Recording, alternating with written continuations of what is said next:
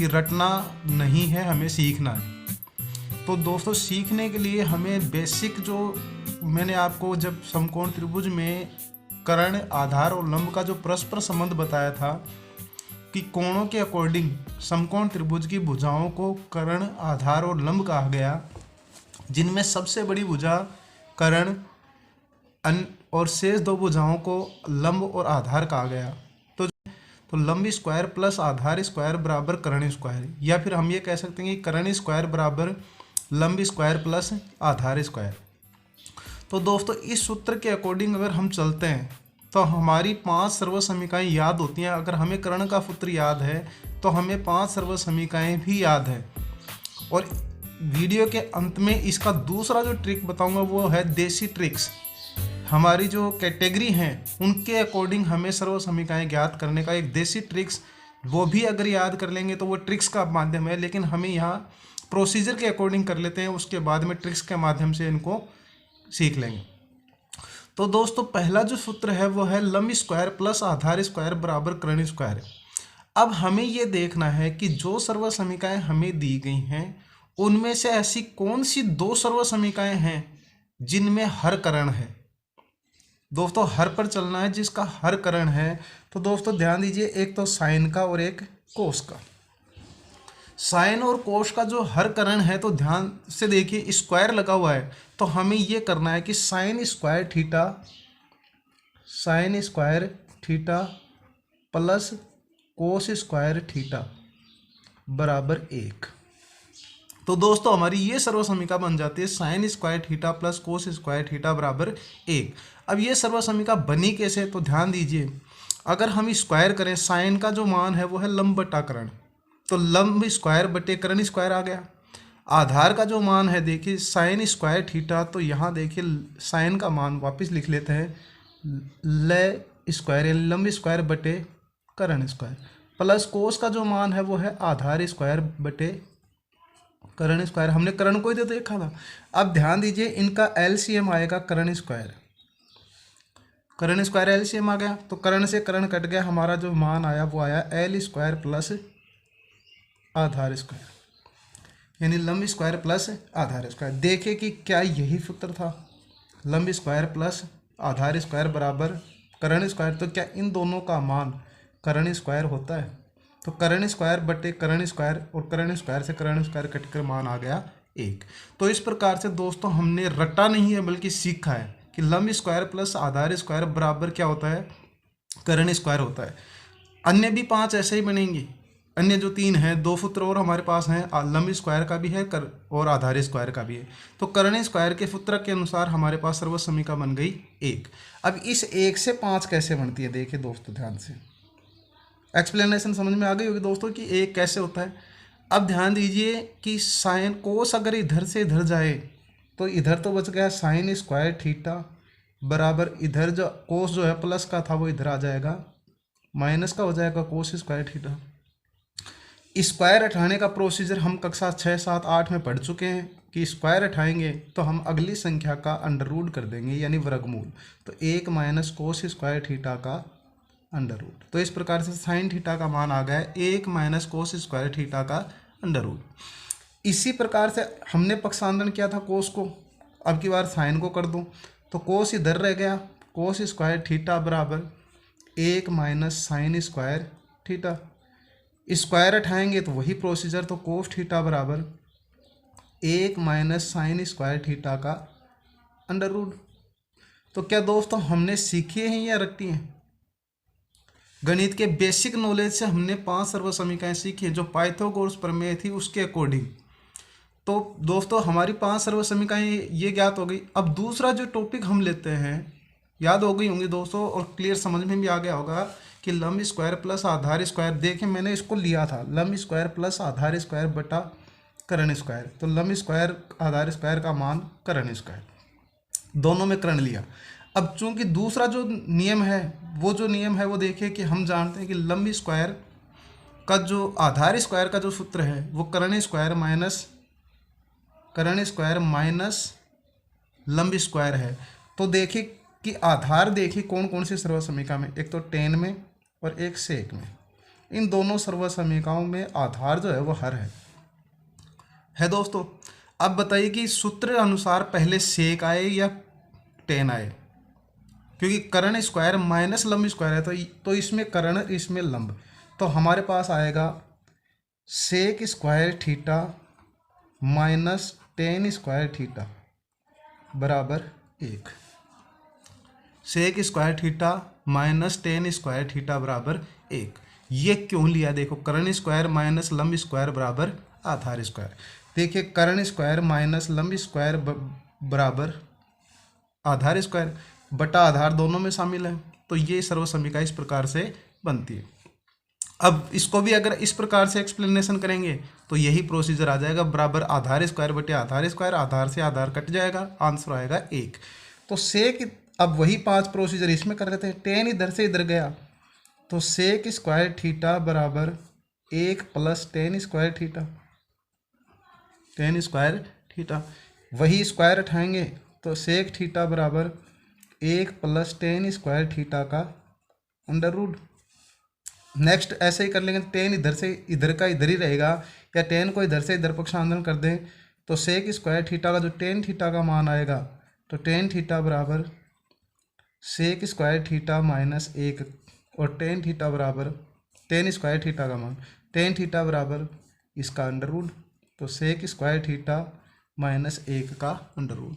तो दोस्तों मैंने यहाँ से एक पहले क्यों लिख दिया, देखिए इसकी एक वजह थी, और वो वजह ये थी कि अगर हम यहाँ माइनस का टेन रख दें, माइनस का टेन स्क्वायर थीटा, क्योंकि ये पक्ष इधर का माइनस है, बराबर 1 माइनस सेक स्क्वायर थीटा होता, सेक स्क्वायर थीटा होता।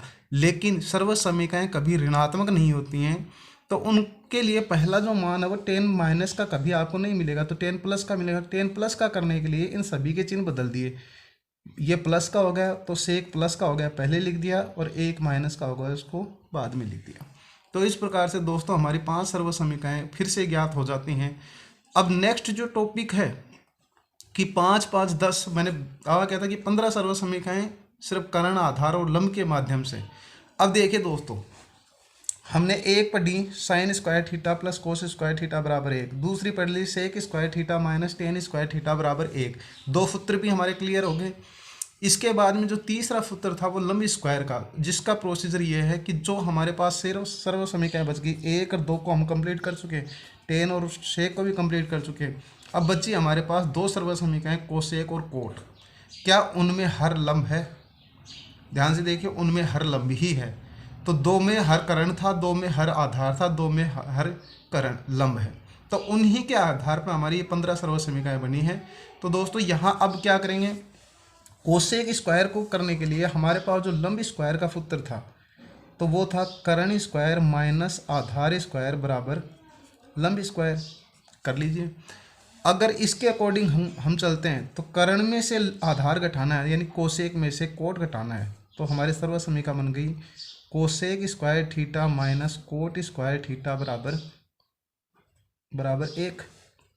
फिर पक्षांतरण कर लेंगे, तो पक्षांतरण करेंगे तो हमारे पास जो नियम आ गया, कोट इधर से इधर गया तो कोसेक स्क्वायर थीटा बराबर 1 प्लस कोट स्क्वायर थीटा।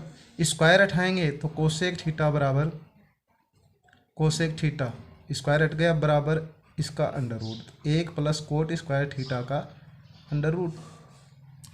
अब इसी प्रकार से कोसेक को पक्षांतरण कर लीजिए। कोट माइनस का है तो माइनस का है तो प्लस का रख लेंगे, तो कोट स्क्वायर थीटा बराबर कोसेक इधर से इधर जाएगा, माइनस का हो जाएगा, लेकिन इसको प्लस का करना है तो कोसेक स्क्वायर थीटा माइनस 1, तो कोट स्क्वायर थीटा बराबर या कोट थीटा बराबर कोसेक स्क्वायर थीटा माइनस 1 का अंडर रूट। स्क्वायर जैसे ही हटाएंगे अंडर रूट का चिन्ह लग जाएगा।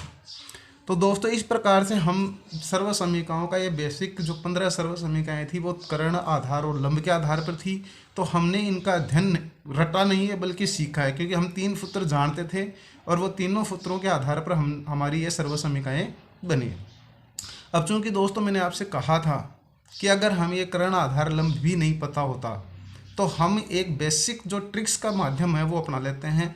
वो जो ट्रिक्स है, हमारे जो संविधान में कैटेगरी जो थी जातिगत कैटेगरी, अन्यथा न ले इस चीज़ को, हमने ट्रिक्स का इस्तेमाल करने के लिए इसको बेस कर लिया है।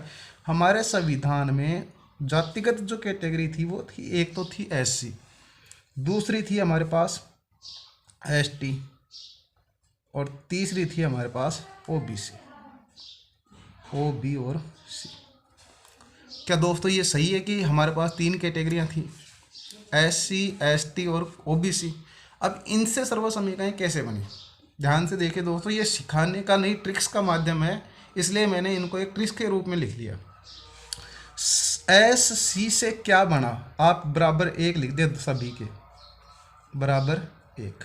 अब इनका मतलब क्या है, SC से मतलब है कि पहले की ऐसी सर्व समीका जिसका प्रारंभ बिंदु S है। तो ध्यान देंगे हमारे पास प्रारंभिक बिंदु जो वर्ड है वो S या तो साइन का है या फिर सेक का, लेकिन हमें पहला ही SC लेना है तो पहला ही S ले लेंगे। तो हमारे पास बन गई sign square theta, sign square theta.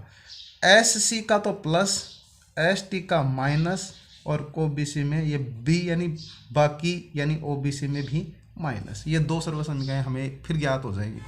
तो S से साइन स्क्वायर ले लिया, तो C से सर्व समीकरण 3 प्रारंभ हो रहे हैं, कोस, कोट और कोसेक।